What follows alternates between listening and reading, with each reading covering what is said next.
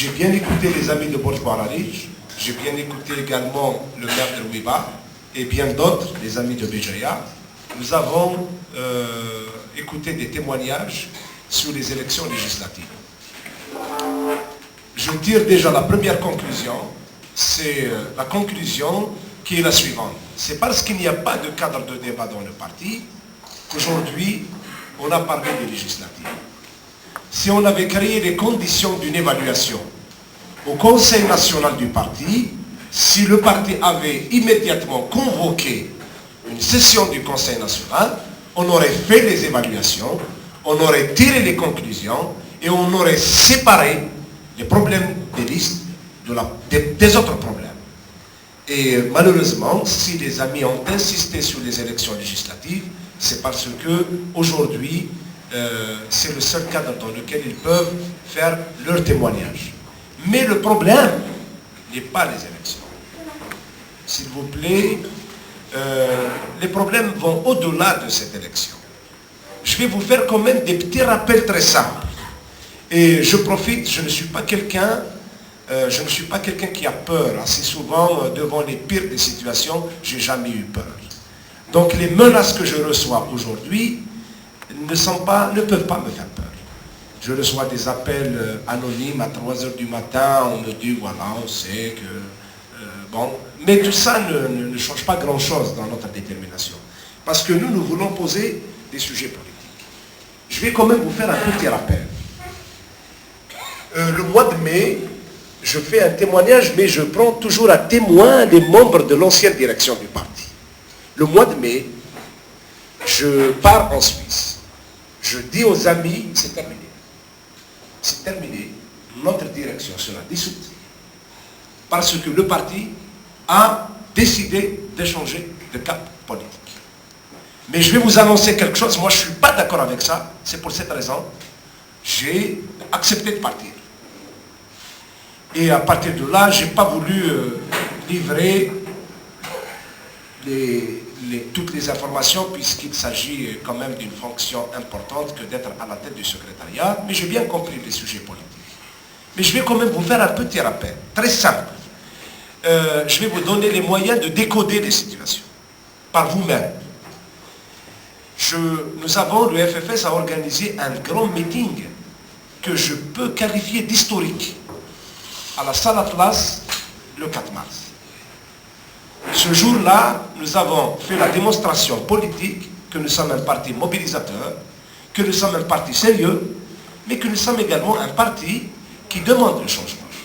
Nous voulons que le changement soit un changement pacifique, un changement ordonné, mais nous voulons également avoir des signaux, des mesures claires, précises, concrètes, pour croire à la possibilité d'aller vers le changement pacifique. Bien, au niveau de la direction nationale, nous avons évalué le meeting du 4 mars. On l'a évalué, on a essayé, c'était ma tradition en tout cas, c'était ma façon de gérer les affaires du parti. Chaque événement, quand on finit, les militants y repartent chez eux, ils sont heureux. Moi, je suis quelqu'un qui n'est jamais heureux après l'événement. Je suis un éternel insatisfait de ce que je veux. Donc je suis arrivé à la direction nationale, j'ai dit nous devons évaluer.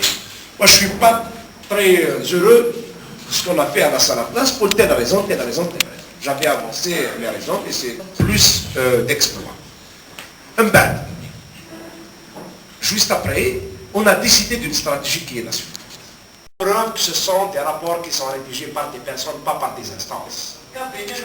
Et c'est cela la question qui se pose à nous. Mais, sur un autre plan, j'ai essayé de... Je vais vous donner des exemples très simples. Le 2 juillet, et là je vais vous faire la lecture, il y a des témoins également. Je vais vous faire la lecture d'une résolution du Conseil national qui a été rédigée. Il y a des militants du FFS, ils ne font pas attention, moi j'ai fait attention.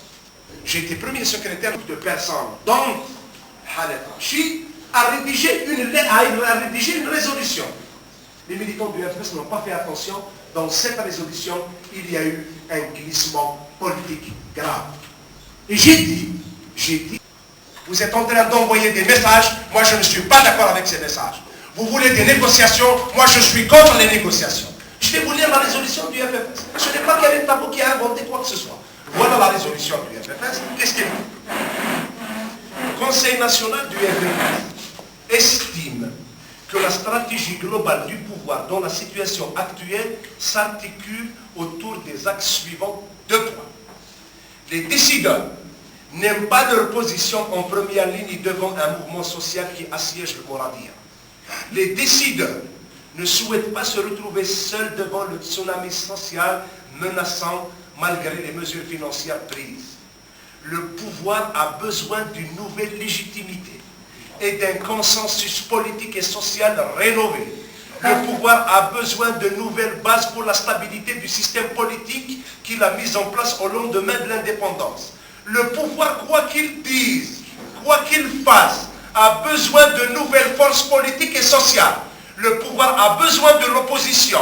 C'est le prix à payer pour consolider sa position à l'intérieur, mais aussi sur le plan régional et international. En conclusion, le contexte national général est à l'imprévisibilité. Pour sa part, le Conseil national du FFS réaffirme sa disponibilité à un dialogue politique pluriel, ouvert et créatif. J'ai dit, moi je ne suis pas d'accord avec ça.